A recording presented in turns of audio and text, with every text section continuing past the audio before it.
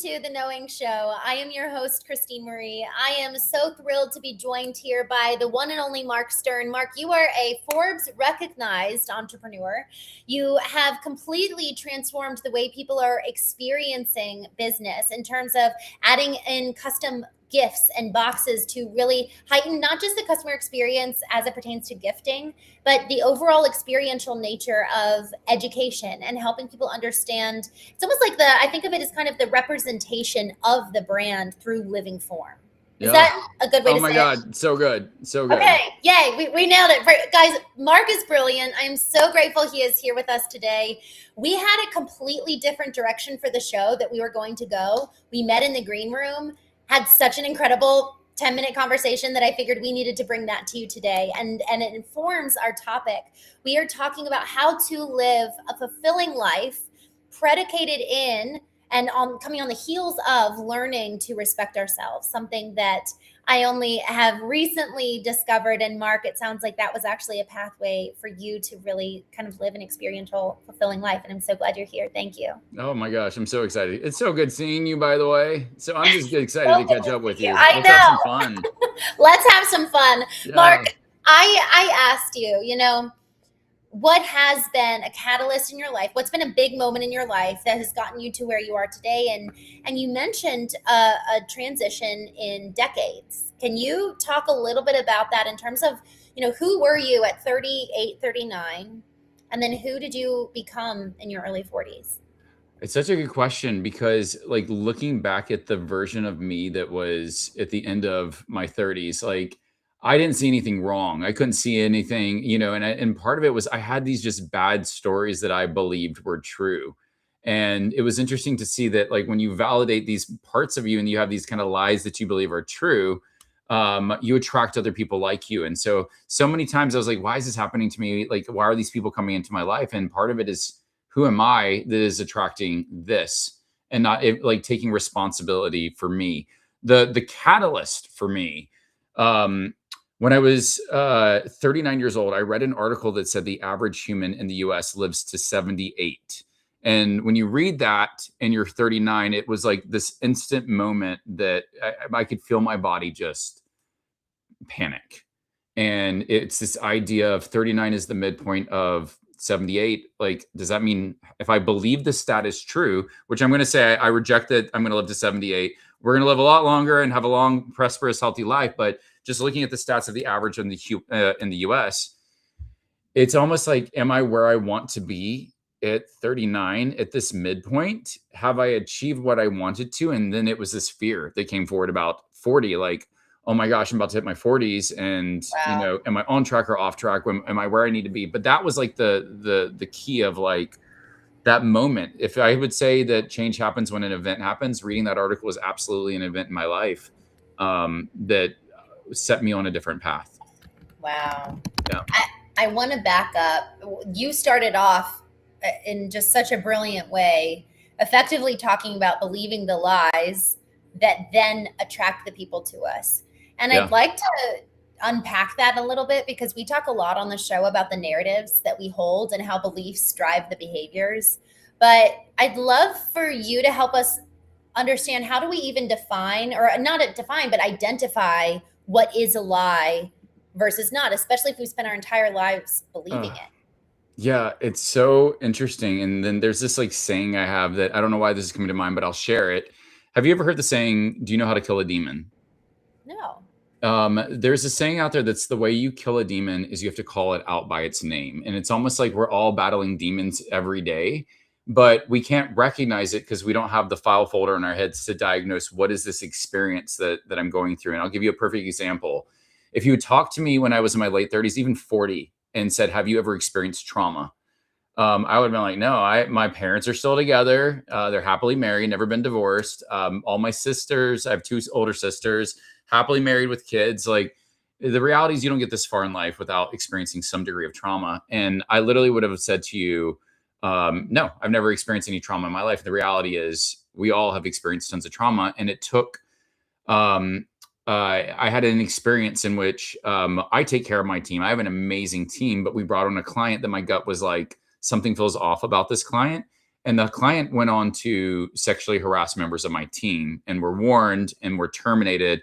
And these guys could not take responsibility for their actions and ended up being in a lawsuit. It was arbitration because they were upset that they were terminated. And it all got dismissed. Wow. But the weight Mark. of it was this element of it was traumatic for me. And I remember going to a business mastermind, just describing just the world of what was going on in my life because it was weighing on me heavy.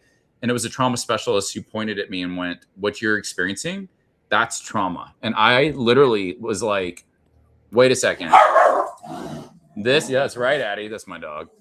I'm like, "This is trauma. Like, this is trauma." And, all this learning of little t versus big T versus we've all probably, you don't get to 40 years old without some degree of trauma in your life. And I didn't diagnose my demon. And the second that it was diagnosed, it completely changed my relationship. And so part of the challenge of all of these is the lies it's really hard to diagnose until you start your healing journey. And then you look back and go, why did I believe that? And then all of a sudden you see, oh, and the people that I attracted also had the same kind of beliefs because you attract Yes. people like you. And then all of a sudden, it was this purging phase of me not saying I want to purge my friendships. I don't. But when you realize that people are out of alignment, it's okay in life if your journey brings you together with some people and takes you apart. But just the journey I'm on, it's not an easy question, but it's one that just bringing conscious awareness and just constantly challenging yourself to learn and grow sometimes will help expedite the ability to see these things and call out your demons in a way that lets you conquer them. You mentioned that when you start the healing journey, that's when you can look back and begin identifying those lies. What then catalyzes the healing journey? So if it's I know it's never linear, but if we were to kind of do a little step-by-step, is it to first identify, oh, I'm actually either in trauma or I'm having a really hard time, like something is happening that is kind of causing me to wake up. Yeah. Is that a fair first step? Totally fair first step. And to be honest, the pathway wasn't clear for me. It wasn't until I started on the pathway, and I didn't even know I was on the pathway. What I did know is when this was all happening, I read that article. It was literally December 2023 going into 2024, the year I was turning 40. And I remember right before it was Christmas break, and I remember reaching out to someone and saying, I need help. And as a man, men do a terrible job asking for help. And I was just experiencing such pain and such fear that I was like, I've got to get out of my own way and ask for help. And that's where it all started. Is I found a mentor that specialized in helping entrepreneurs get back in shape. And I remember being in fear, being like, can I afford this? Is this something I can do? Is this silly? And it was like a life-changing decision of just, recognizing I need help and being comfortable and brave enough to ask for it. But that's what started the pathway. And then as time went by, as I started to heal, you start to see what's going on around you. And so much of what I had attracted was just out of alignment. Yeah. One of the things that I'm really intrigued by as you're talking, my sister asked me this one time. She said, is basically the only way that you can wake up by going through something really hard.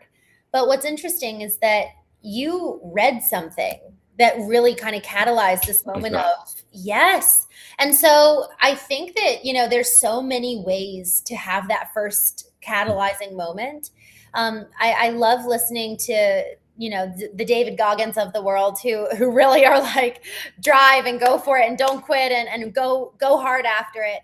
I love his show as well as others. But when you listen to kind of that sept of people, him, Joe Rogan, they talk about creating your own arena. And the way that I kind of like to think of it is, one of my favorite quotes is by Theodore Roosevelt from his speech, Citizens in a Republic, where he talks about being ones who will go into the arena and know the taste of failure and the taste of triumph. And we're not afraid. We're not sitting on the sidelines pointing, but we're actually living life to the fullest. And so when I think about the arena, I think of it as something like I am intentionally doing activities that will trigger me or spark something in me or cause me to look in the mirror and see my own reflection. And rather than today's society and culture, which is get out of those moments, because most people blame their partners for triggering them when really that person couldn't trigger you if it wasn't inside of you to begin with. Yeah. So I'd love to just kind of dialogue on this a little bit, because I think I actually just got off the phone with my mom and she said we have a really soft culture. And so I'd love to hear your thoughts on, what was reading even a part of your life? Or, I heard you say you asked for help, which is huge, but before you can kind of get to that point of asking for help, there's almost a level of desperation that we have to get to. I couldn't agree with that more. And when we talk about events, I call it an event. It's a moment in time, and I really think in life there's only a finite number of what could translate into events, because the birth of a child, wedding, graduation, the death of a loved one, the death of a parent, discovering that you have diabetes or you're pre-diabetic, discovering you have cancer. I mean, these are all wake-up calls that we all go through in different forms. There's many different ways that it can manifest, but it's such an opportunity to recalibrate and rewrite the story. And I feel like sometimes these are trials that the universe is giving us. And when I say trials, it's almost like, hey, listen, things seem so good. I'm going to throw this trial at you, and I'm going to see, are you worthy of your dream? Are you worthy of achieving this? And the trials, when I say it's a trial, a lot of times when we're in these really tough moments, you have two options. It's to push through it or to give up and become a victim to it. And I'm just so wired of, I just have as one of my core beliefs that when we're dealt these obstacles in life or these trials in life, you got to push through it, because there's something incredible on the other side of it, but you can't see it now. And so if there's something incredible, that's what's going to motivate me, even when it's hard, even when you feel like there's just no point in doing it. If it's something that you're just doing only for you, like, to me, it's so worth pursuing, because that's what I feel like my life has been, really in these last 2.5 years, is this unraveling of these trials and these tests. And I have a big vision of the impact in what I want to achieve. But every time, and this is the part that I can't explain, every time I conquer one of these trials, my body changes. It fundamentally changes. I see a shift. I look different. I look leaner. I look more muscular. Something is different. There's a new spark in my eyes. And it's so interesting, because I literally have had moments that I've looked in the mirror and have been around, one of my closest friends, Alyssa Cooper, she's amazing. And like, I just look at her and go like, I don't know what has happened, but like, I physically look different after, releasing this thing or going through this experience. And that's the part that I can't even this weekend, someone did some body work on me, and I can't explain it, but like, he released so much scar tissue and like increased my mobility and released some energy that was trapped, and fundamentally looked different after. And it's the weirdest thing to me. And I could be crazy, but like, I'm like, something has changed and I can see it. I so am with you. And you know what? Talk about almost the affirmation or validation, probably is a better way to say it, of, man, that was so hard. And look, it's like, I can physically see. We talk on the Knowing Show about our core intelligences, our intellectual intelligence, emotional intelligence, spiritual intelligence, and physical intelligence. And it's funny, I told everyone earlier this week, I was like, I think we haven't talked enough about physical intelligence. And so I'm excited to kind of bring more folks on. And even you saying this, what does my physical body, in terms of how I feel, how I look, reflect about the internal state of my mind, my soul, my spirit? Our physical bodies, in addition to obviously the external behaviors, have such a reflection for us to take hold of. So good. And can I add one little thing to this? Please, yes. I think like this was a breakthrough for me, and I think it applies to all the different frameworks and all the different levels of intelligence and mind, body, soul. All of it is connected. You've heard the saying, you're only as good as your weakest link, right? Yeah. And sometimes, like, I've seen it in business play out. You have a weak link on your team. It holds the whole team back. You remove the weak link, everything ascends. Like, one big breakthrough that I had while going through this journey is if a lot of what we're made up of is personal, like your love and relationships, professional, like how you make money, and self, mind, body, meditation, relaxation, sleep, nutrition, fitness, like how you take care of this vessel. If I'm treating my business world class, but I'm not taking care of my body, or I'm not taking care of my like personal relationships, then really you're only as good as your weakest link. And this is what I found was that I had put so much attention to business and trying to make my business amazing. But the reality was I wasn't taking care of my body. I'd gotten up to 250 pounds during COVID. I lost motivation to go to the gym. My relationships were good, but they weren't inspiring and pushing me to the next level. And so it was almost like I have this business that's creating this massive impact, but the reality is I'm suffocating it because I'm only as good as my weakest link. And in that same element of all the different intelligences, you can't neglect one of them because it's all interconnected.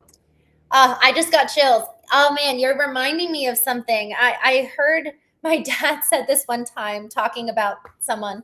He said, she is so heavenly minded, she is of no earthly good.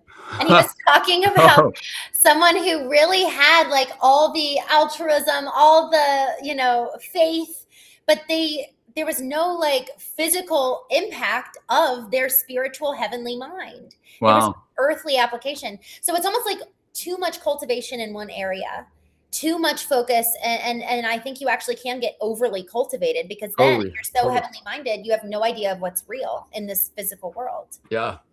Man, that's so good. I want to talk about you mentioned this just a second ago, but you started off by saying that's who we attract in terms of those who are like-minded.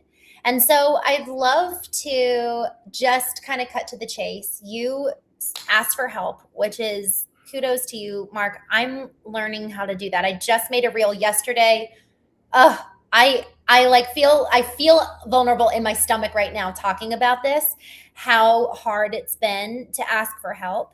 And Yeah. I even now as I say that, I'm like, oh my gosh, I think I just realized why.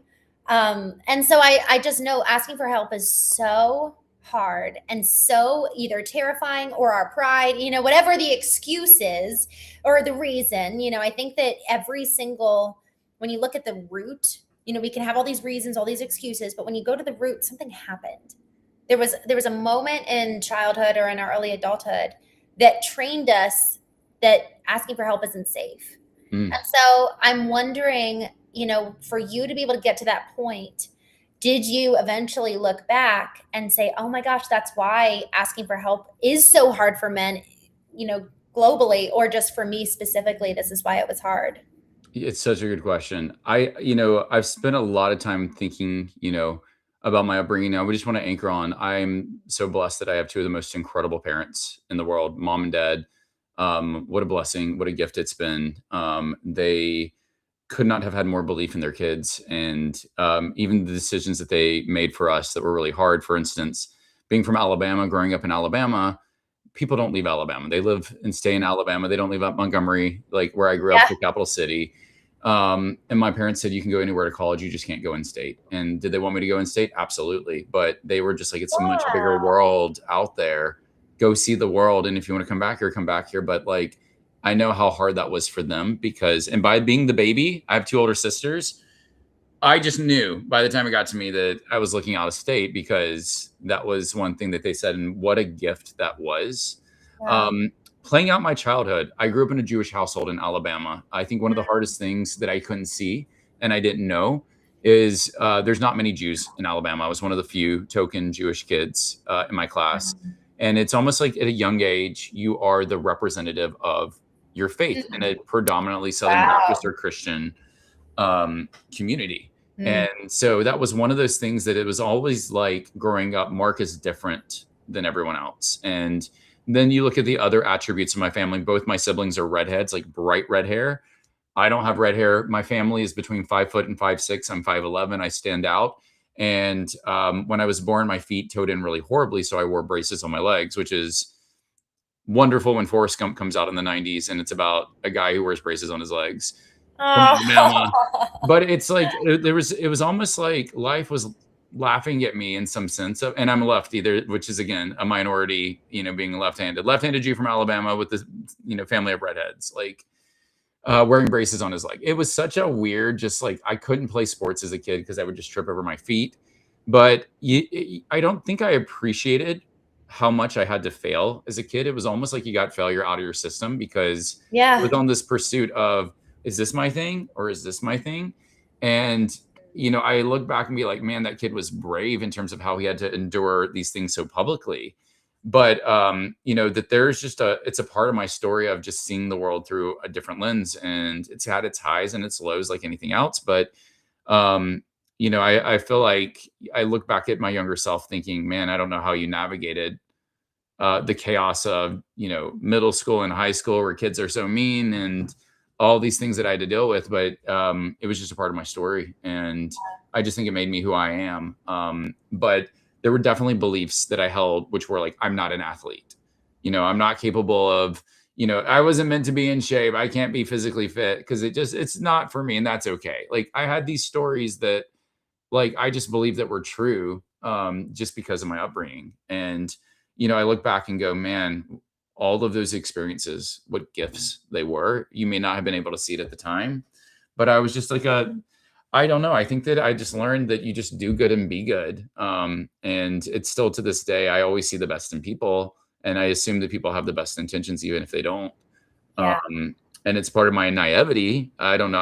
I've learned that I'm very naive, in the sense of I'm very trusting of people. And if they say they're going to be or do, I'm just like, awesome. And, you learn the hard way that people's intentionality may not be the same as mine. But then when I find my people, beautiful alignment, beautiful alignment. Yeah. Mark, I want to ask you, I want to go down a rabbit hole for just a second based on what you just said. How have you been able to maintain a soft heart when you have been burned and people have taken advantage, or you've realized, oh, you're actually not to be trusted? How have you not hardened as a result of that? I love that question. I don't know. Like, I think that it feels right to me. And it just like, I don't know any better. And there's been so many situations. And this has been a big theme of my life these last 2 years, which is like, am I truly respecting me and respecting myself? I find that my general nature is I'm a protector, and I'm someone that's very protective of environment and experience. And so if you see me in a room, I'm more concerned about everyone else having a good experience than me. And that means a lot to me. And I think part of it's just the nature of the business I've always been in experience design or experiential marketing, or building these custom box experiences out. So I just like have always been just kind of that person that's like, if I'm a producer or director of this experience, I just want people to have a good time. And that's just something I never lost. Professionally, I've had one job from undergrad to business school and one job from business school to graduate school. And I think that that's a testament of just who I am as a person. That is, I go all in and I'm incredibly loyal. And when people jump around from many different careers or jobs, like for me, I see the thing in front of me and I'm going to like maximize the experience in front of me. So like leaving these roles, it was just never something I considered because I was having too much fun. So I don't know if I just have a weird perspective of life, that has just served me and helped me survive. But Yeah.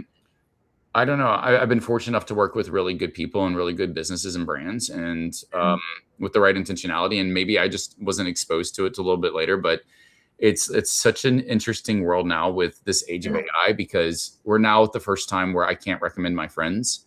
And it's not because I don't want to recommend my friends. It's because I don't know what they do anymore. And like, this is this like world. It's like, there's so much uncertainty, and I'm seeing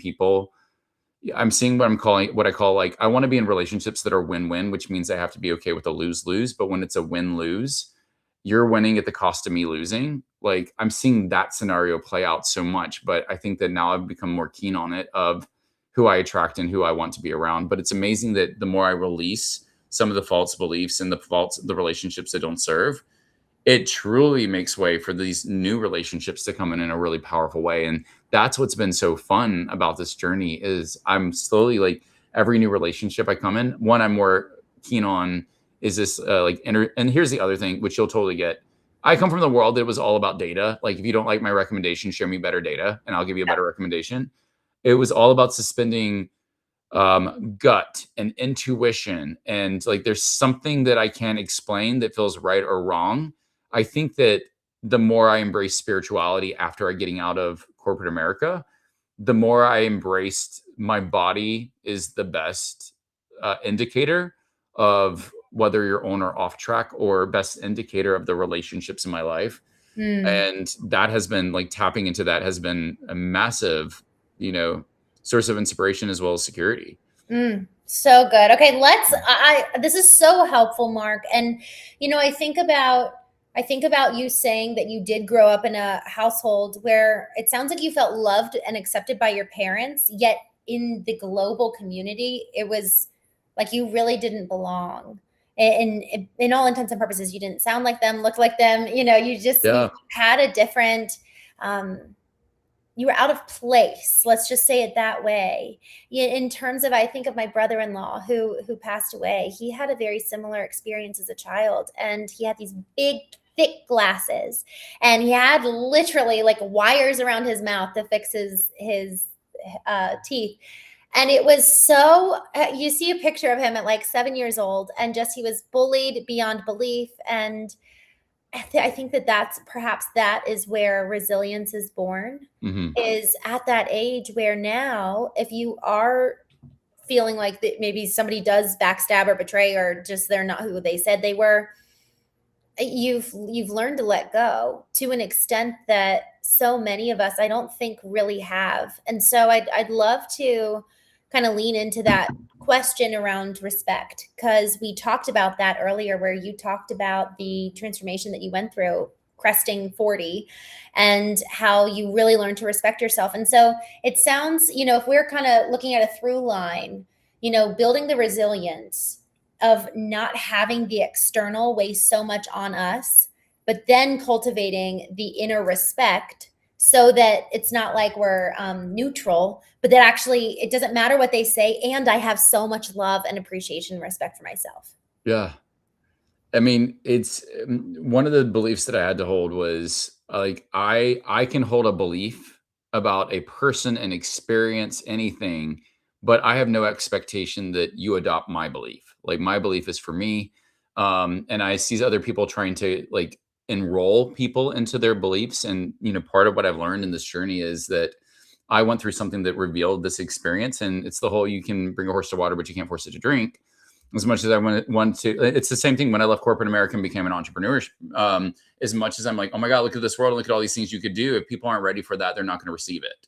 And so when it was funny, I had a friend reach out to me the other day and she was like, guess what I just bought? I bought an Amy Porterfield course. And I was just like, ooh, welcome to this side of the world.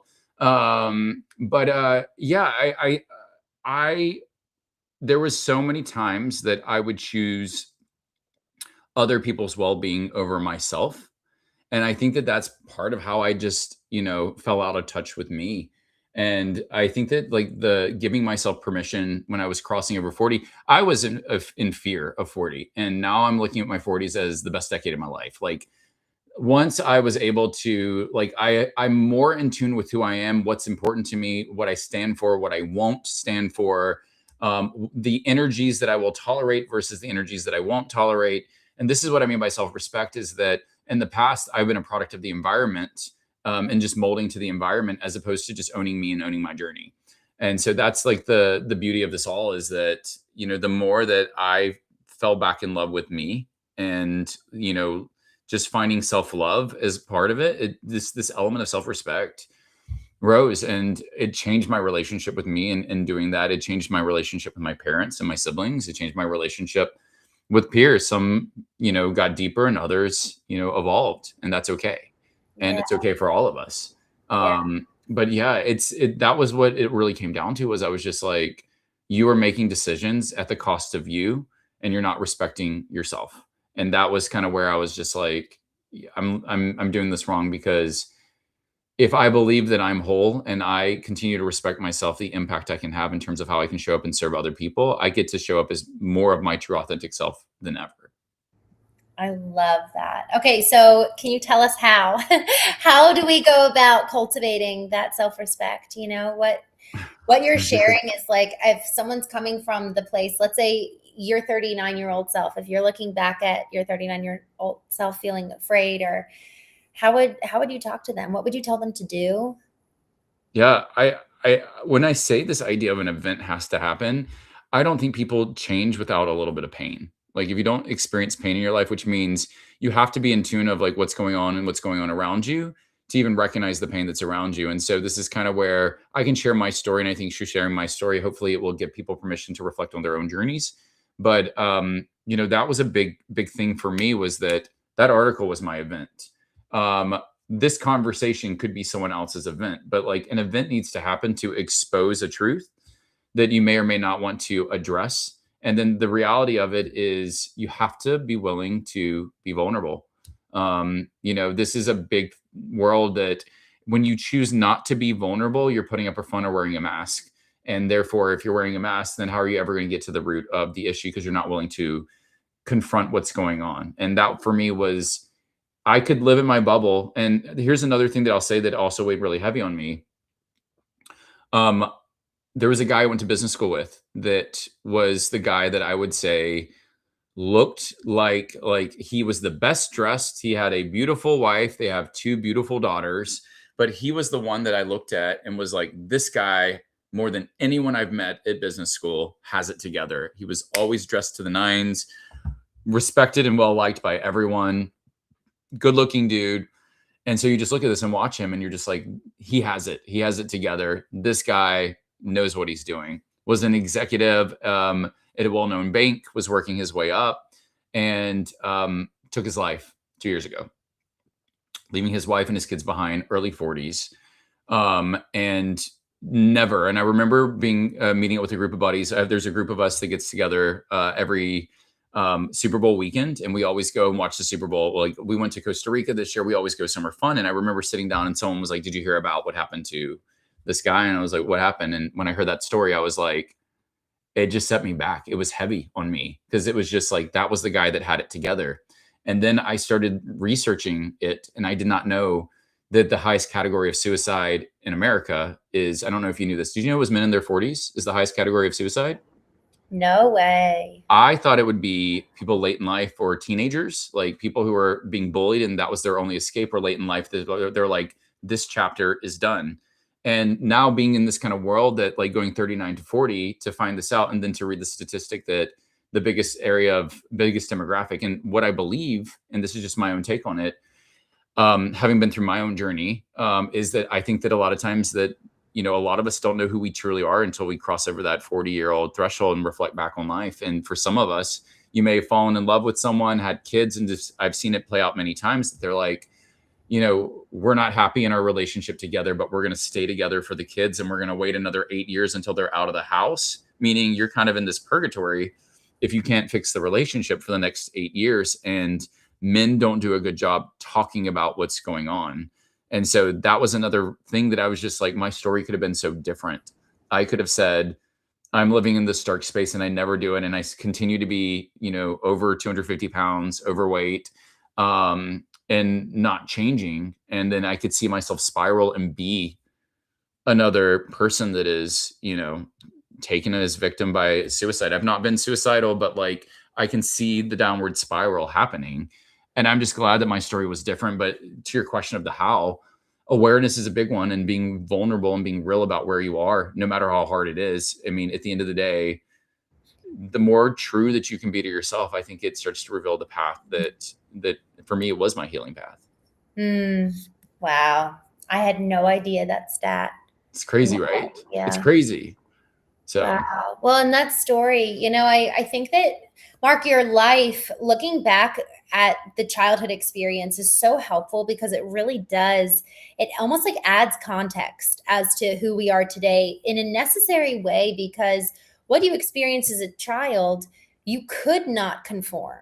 You could not fit in. And so you learned this level of ability to kind of be an outlier and be able to be okay with that. Whereas this man, he did look the part and he fit in, and who knows what was going on inside. Yeah.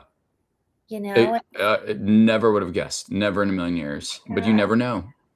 So that idea of being respected by others versus, and it doesn't have to be one or the other, but do I care more about the respect of others or the respect of myself? And I think you have to ask that. Yeah. I mean, it's a big part, but it's truly, the more I found that, this is putting your as my friend Alyssa says, it's the whole putting your oxygen mask on yourself before you put it on others. I mean, you got to build in the space for you to breathe and just know who you are, because that'll help you. The more I respect myself, the more I can create an impact and serve other people. Mark, I asked somebody, he's a coach for men. And I asked him, I said, what's the number one thing, if you were going to tell men across the world, what's one thing that they should do to be closer to health? Like just one practice, not guaranteeing health, but getting them closer. He said some form of exercise, and he recommended jujitsu. And Oh, it was so interesting. That totally surprised me. He was like, aggression is the pathway to a man's soul. And that like blew me away, because I would have assumed a handful of other things over that. But he was like, men have to have the release. They have to be working out. They have to be, centuries, thousands of years ago, men were going to war. yeah. And that was how men earned their place in the world, was through providing in a very physical way rather than sitting on the computer all day. It's so sedentary. And so it's like there's built up in the DNA of the masculine to have this release that we don't have. I love that. That is awesome. Right? Me too. Yeah. It's so funny because I've been like, why is it I'm seeing all these themes of jujitsu come into my life? Like, is this the universe saying, wake up, pay attention? Maybe you should go do this. Mark, do it. I know, maybe exercise has been huge for me. Just to like, and part of it is like the program I'm in, they make you take pictures every week. And I would, for anyone who's going through a physical transformation journey or a health journey, like to take the pictures. And then each week I upload them to the same Chat GPT channel and like have it evaluate. Sometimes you don't see the changes. And this is like, for me, like this just happened to me. And I was going to give as a tip, like, what is one thing that I love from a health perspective? Well, one, it's move. And this isn't this is one of the things that my coach, Mara Stara with Six Pack CEO would tell me, is that if you did nothing else, get 10,000 steps a day, because it's in the spirit of moving. I would say for me, it's sauna. Like, really? Yeah. And I think it's sauna. Here's why. To sit in a sauna and just sweat, there's an element of it that like I learned how to meditate as a result of sitting in a sauna, because there is nothing else for me to do but just be with myself. And so from a health perspective, you're getting rid of the toxins and you're cleansing and you're getting out of the gunk in your body. And then I'll share a quick story that was like caught me off guard, but I was sitting at the sauna. They just opened a brand new gym. And there was a guy who came in about 10 minutes after I sat in sauna, and I looked at him and I started talking to him. And it was a friend of mine. I've been to his house. He's been to my office. We went on one of the business conferences on a cruise ship together. I know his wife. His wife has been a client. I haven't seen him for a year and a half, 2 years. Started talking to him. He had no idea who I was. And like literally, and I kept on calling him by his name. And he's like, do I know you? And I'm like, yeah, you know me. But like, it was just such a weird reminder of just how far I've come to the point that like, I don't see the change that's happening in me because it's me and I live with me and it's so subtle. But like to see a reaction like that in a sauna. So I'm just sharing that as a sauna story of like, sometimes it's like you don't see the transformation that's happening every time you take the right step forward. But then having those moments like that was just like a look back of like, okay, like maybe you've come a lot farther than you've even, like, I don't see it because it's me. But I don't know. There's just magic in the sauna and just like the art of just sitting there sweating. It's not for everyone. I love it. I'm so grateful you brought that up, Mark, because for me, and when I kind of look back over my journey of healing, that concept of learning to be present was probably one of the most important. And honestly, it was one of the hardest because my worth was tied to what I did. Yeah. And so the thought of simply oh my God. being was like, well, I'm not worthy in this time. And so I kind of like that you're still doing something by being in the sauna, but you are, it's a forced, quiet space to allow for, you've got no inputs. If we think of it kind of like let's say a funnel, an hourglass. So you've got the inputs coming in and it gets more narrow, and then that you have your outputs. Yeah. Well, if we have all of these inputs that we're not processing, that little middle part is where our processing takes place that informs the outputs of our lives. And so if we're not taking time to allow for zero inputs and just eliminate them, even just for 20 minutes or 10 minutes or 5 minutes, just to be and allow for kind of filtering. And our sleep does that. Like we actually have a lot of filtering and processing takes place during sleep. But man, what a good example. I love that. The sauna. I feel so inspired. I think I might start doing the sauna. Like I Wow. said, it's not for everyone, but like I bought one for my home. Just Yeah. got it on Amazon, and it like literally the Zen. It taught me how to meditate. That was it. Wow. I was like, there's too much chaos going on in my brain, and then it just got me to slow down and just be present. Mm. I'd love to hear when you talk about meditation. I feel like that word has just been almost corrupted in Yeah. today's culture. So I'd love to hear, like, when you say meditation, what does that actually mean to you? What does that look like? Yeah, what a great question too. And it's funny because I never could figure out a routine for me. Like, and the idea of just sitting like peacefully and like and all the things you see on TV, like it didn't resonate with me.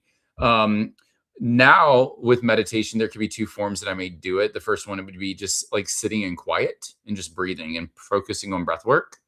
And part of it is setting intentionality around it. So when you're now tapping into the woo side, it's kind of fun if you have any variety of oracle cards that are in million different themes to be able just to like pull a card and just concentrate on the theme on the card. Because sometimes I do believe that when you pull a card, this is the message you needed to receive that day. And then just to spend the time meditating, thinking about that. For me, in that sense, that quiet time, and like I said, I love to do in the sauna. The other form of meditation I may do would be with a tobacco product called Hape. I don't know if you're familiar with Hape. But like sitting outside on a picnic table and just being in the moment, it kind of puts you in this instant meditation that goes a lot deeper.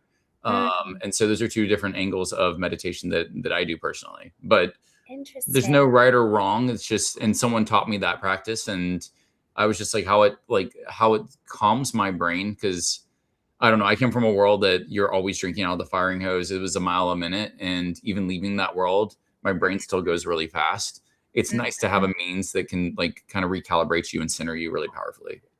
Mark, I had a fun time reading your bio because when we all know each other, it's you don't really get the fine details of the person's life. Oh, Especially when you meet later on in life. I'm like, he was Forbes recognized, and he worked for Deloitte, and I'm like, okay.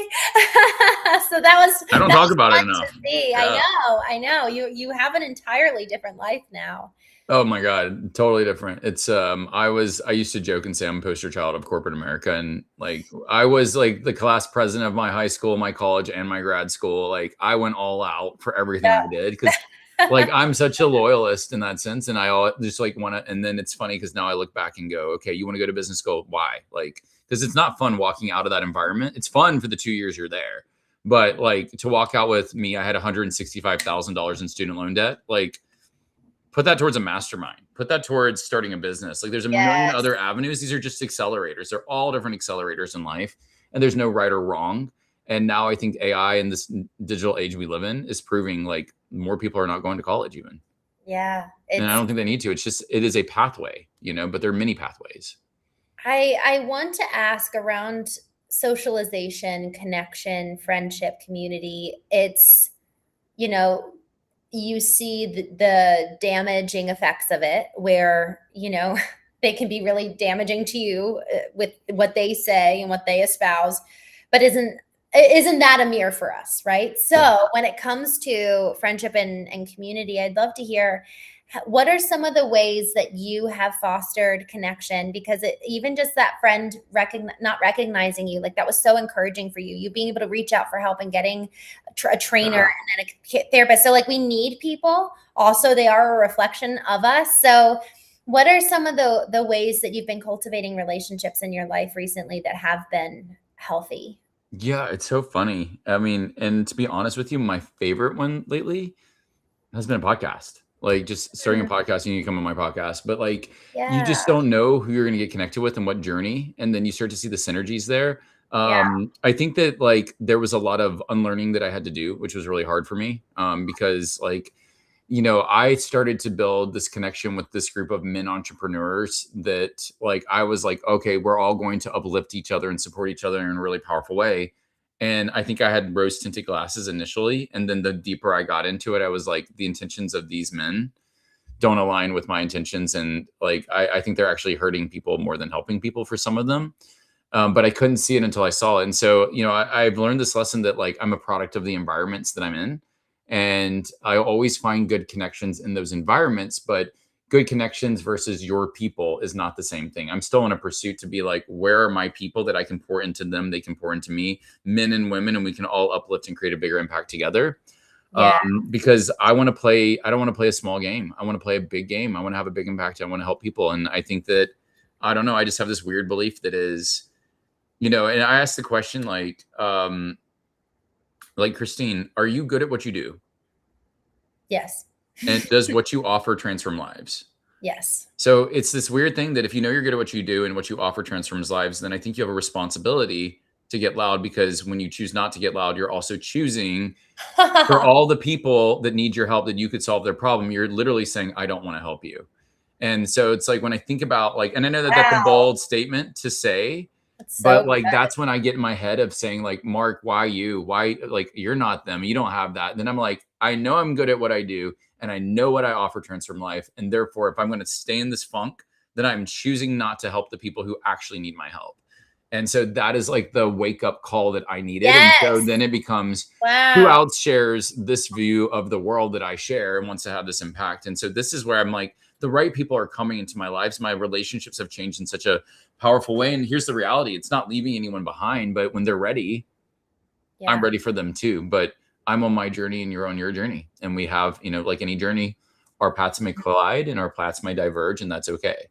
So that's, that's kind of been the belief. Is this goes back to the self-respect. My foundation is, am I taking care of me in a way that allows me to take care of other people too? And so that's kind of the philosophy behind it. But, I'm always on this pursuit of, do I belong in this room? Are these my people? Am I good enough? Like, it never stops, those questions.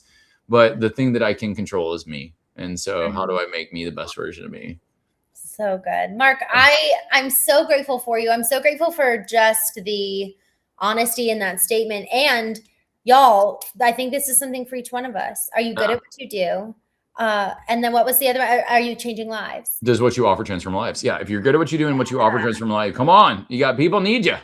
People need us. Let's go. Mark, I thank you so much. I loved this conversation. I'm so grateful for the way that you live. You really do live in pursuit of greatness, and you are living a great life. And I'm excited for our second conversation. Yes. I don't even want to give it away, but it's going to be such a good one. We already have it mapped out for y'all. So thank you. Thank you. And what an honor. Really just appreciate you having me on your show. Thank you. Mark, where can people learn more about you? Yeah, you can find me on LinkedIn. I think I'm under Mark R. Stern. And then on Instagram, it's Mark Stern Official. And if you want to look at the business side of things, just go to customboxagency.com. We have a lot of fun with what we do. Yeah.